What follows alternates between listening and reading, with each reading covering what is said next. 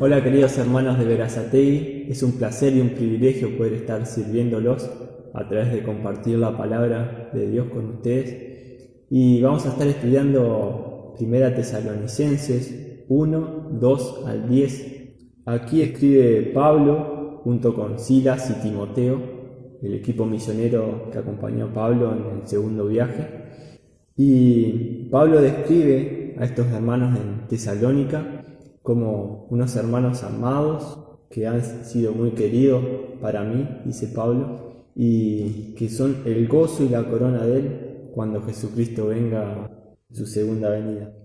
Y vamos a leer, dice: damos siempre gracias a Dios por todos vosotros, haciendo memoria de vosotros en nuestras oraciones, acordándonos sin cesar delante del Dios y Padre nuestro de la obra de vuestra fe, del trabajo de vuestro amor y de vuestra constancia en la esperanza en nuestro Señor Jesucristo.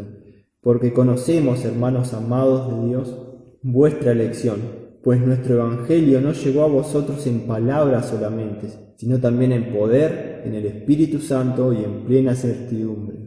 Como bien sabéis, cuáles fuimos entre vosotros, por amor de vosotros, y vosotros vinisteis a ser imitadores de nosotros y del Señor, recibiendo la palabra en medio de gran tribulación, con gozo del Espíritu Santo, de tal manera que habéis sido ejemplo a todos los de Macedonia y de Acaya que han creído, porque partiendo de vosotros ha sido divulgada la palabra del Señor, no solo en Macedonia y Acaya, sino que también en todo lugar vuestra fe en Dios se ha extendido, de modo que nosotros no tenemos necesidad de hablar nada, porque ellos mismos cuentan de nosotros la manera en que nos recibisteis y cómo os convertisteis de los ídolos a Dios para servir al Dios vivo y verdadero, y esperar de los cielos a su Hijo, al cual resucitó de los muertos, a Jesús, quien nos libra de la ira venidera.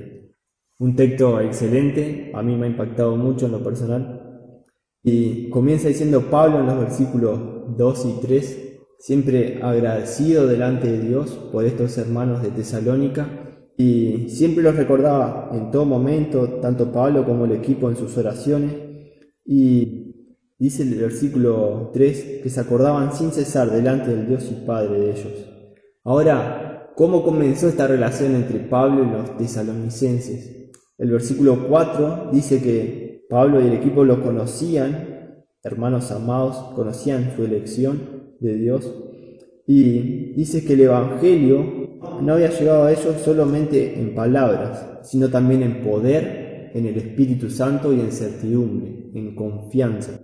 Cuando Pablo había ido a predicar a Tesalónica en su segundo viaje misionero, no solamente compartieron el Evangelio con palabras, sino lo hicieron en el poder del Espíritu Santo y con confianza, y eso produjo fruto, que el versículo 6 nos muestra.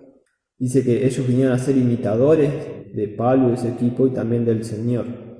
Y el versículo 5 al final también nos muestra que no solamente habían compartido con sus palabras, con el Espíritu Santo y con confianza, sino también que Pablo y su equipo los respaldaban con su vida al mensaje que predicaban.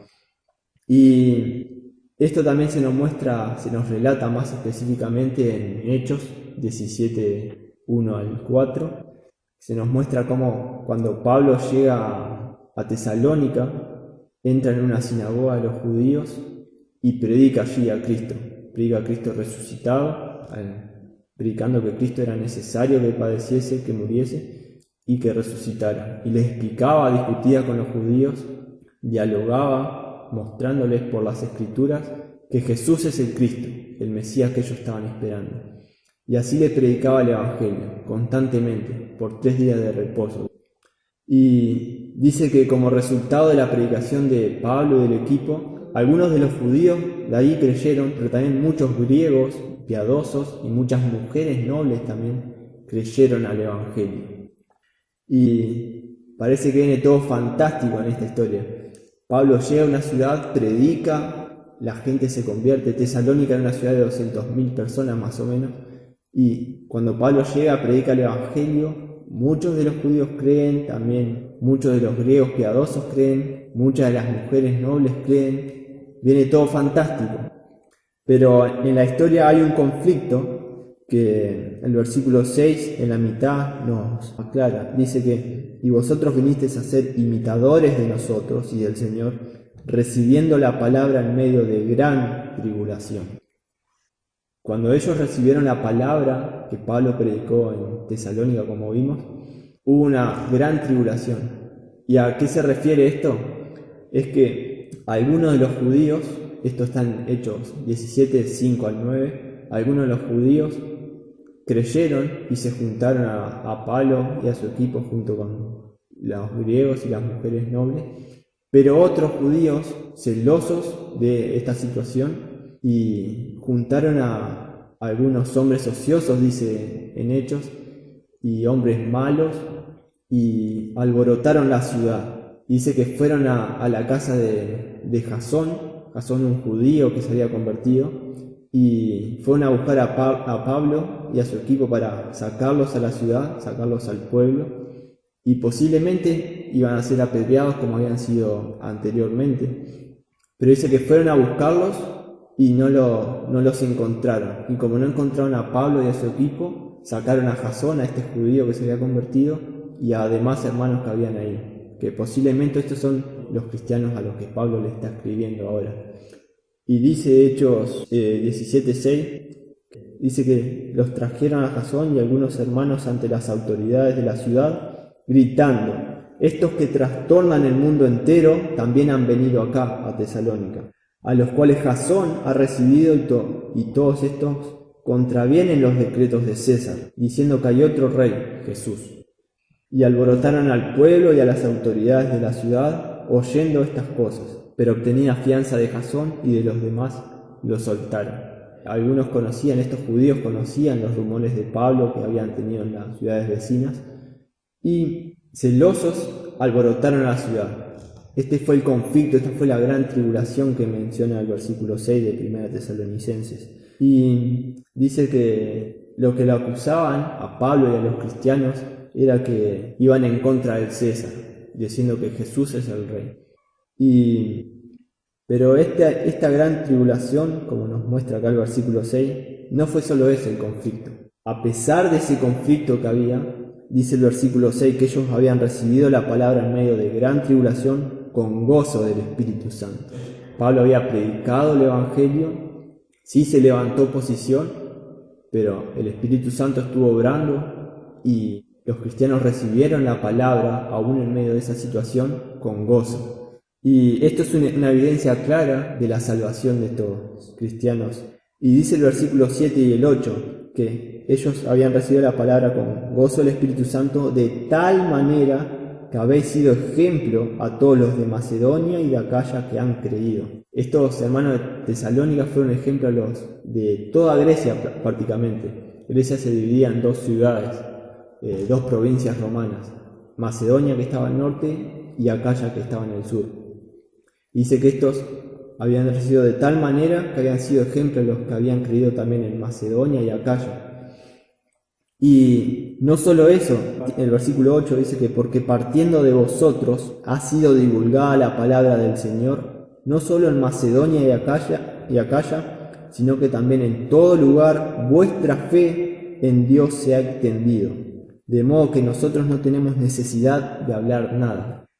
Los tesalonicenses fueron ejemplos, predicaron a Cristo en su ciudad a nivel local, también en Macedonia y Acaya a nivel nacional y también a nivel internacional. Dice que en todo lugar, en regiones exteriores, también su fe había llegado. Y dice que hasta tal punto, de modo que nosotros, Pablo y su equipo, no tenían necesidad de hablar nada. Cuando ellos llegaban a otro lugar a predicar, ya las personas de ese lugar ya conocían el mensaje del Evangelio a través del ejemplo de los tesalonicenses. Y hay tres cosas fundamentales, tres actitudes que podemos destacar de los tesalonicenses. Y se encuentran en el versículo 3, la parte B. Dice que Pablo se acordaba con gratitud a Dios siempre, y el equipo siempre estaban agradecidos y oraban por los tesalonicenses, y se acordaban de la obra de vuestra fe del trabajo de vuestro amor y de vuestra constancia en la esperanza en nuestro Señor Jesucristo. 3 cosas: fe, amor y esperanza. 3 cosas claves. Y dice de la obra de vuestra fe. Esto lo describe en el versículo 6b que vimos, que dice que ellos recibieron la palabra en medio de gran tribulación. Ellos recibieron la palabra, ahí se mostró la fe. También en el versículo 9 dice que ellos mismos cuentan de nosotros la manera en que nos recibisteis y cómo os convertisteis de los ídolos a Dios. Habían recibido la palabra con fe, habían recibido a los que traían la palabra, a los que predicaban, y se habían convertido de los ídolos a Dios. Esto es básicamente fe y arrepentimiento. Fe en escuchar la palabra de Dios y arrepentirse, convertirse. La palabra convertirse se usa varias veces o tiene la idea de arrepentimiento. Arrepentimiento del pecado y también de confiar en dioses falsos y creer en Jesucristo. Y esta es la obra de vuestra fe, que dice. A esto se refiere, a fe y arrepentimiento. La segunda cosa es el trabajo de vuestro amor. Y esto lo vemos en el versículo 9 al final. Dice que ellos habían convertido de los ídolos a Dios para servir al Dios vivo y verdadero. Y es interesante porque esa fe no solo se queda en creer en Jesucristo y arrepentirse, sino que también la actitud del amor te impulsa a servir a Dios y al Dios vivo y verdadero. Pablo muestra un contraste claro acá entre los ídolos, que eran falsos dioses, eran muertos, ídolos muertos porque eran creados por ellos, y falsos. Y Pablo contrasta mostrando que ahora los tesalonicenses ya no servían a esos ídolos, sino que servían al Dios vivo y verdadero. Y la tercera cosa, el tercer punto, es en el versículo 3 al final dice: y de vuestra constancia en la esperanza en nuestro Señor Jesucristo. El tercer punto clave es la esperanza en nuestro Señor Jesucristo. Y esto lo vemos en el versículo 10, Pablo lo detalla bien ahí. Dice el versículo 10: y esperar de los cielos a su Hijo, al cual resucitó de los muertos, a Jesús, quien nos libra de la ira venidera. 2 cosas interesantes. Ellos cada día vivían con esa esperanza constantemente de que Jesucristo, el Hijo de Dios, quien había resucitado de los muertos, iba a volver. Y dice que este Jesús es quien nos libra de la ira venidera. Fíjense en que la palabra libra está en presente. Quien nos libra, ahora nos libra, en el presente. Dice que ahora nos libra de la ira venidera. ¿A qué hace referencia a la ira venidera? A esa ira por el pecado que nosotros merecíamos sufrir en el infierno, que los tesalonicenses merecían sufrir en el infierno. Es Jesús quien los libraba ahora en el presente de esa ira que iba a venir. Entonces ellos esperaban a Cristo. Con esta esperanza vivían firmemente, constantemente cada día.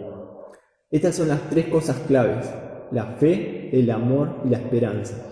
Y el objetivo de Pablo al escribir estos versículos es alentar, poder animar a la iglesia de Tesalónica.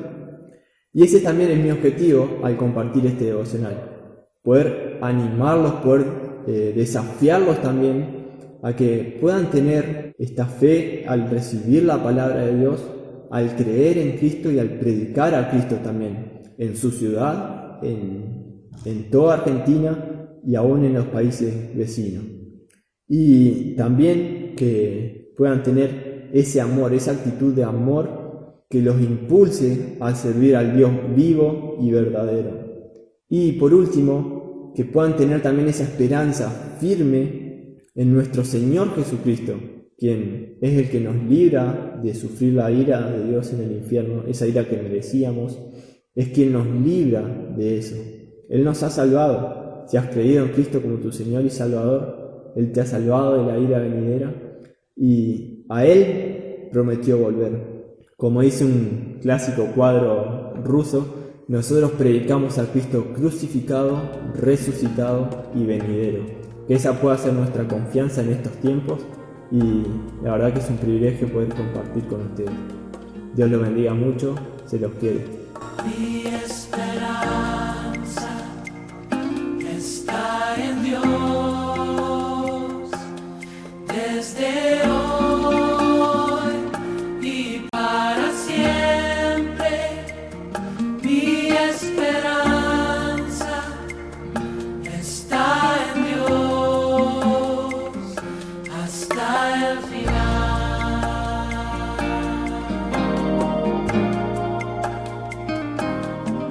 Estoy ahora en la presencia del Señor, el que sostiene todo con poder. El mar turbado puede detener en sacrificio. Él dio su vida por mí, mi esperanza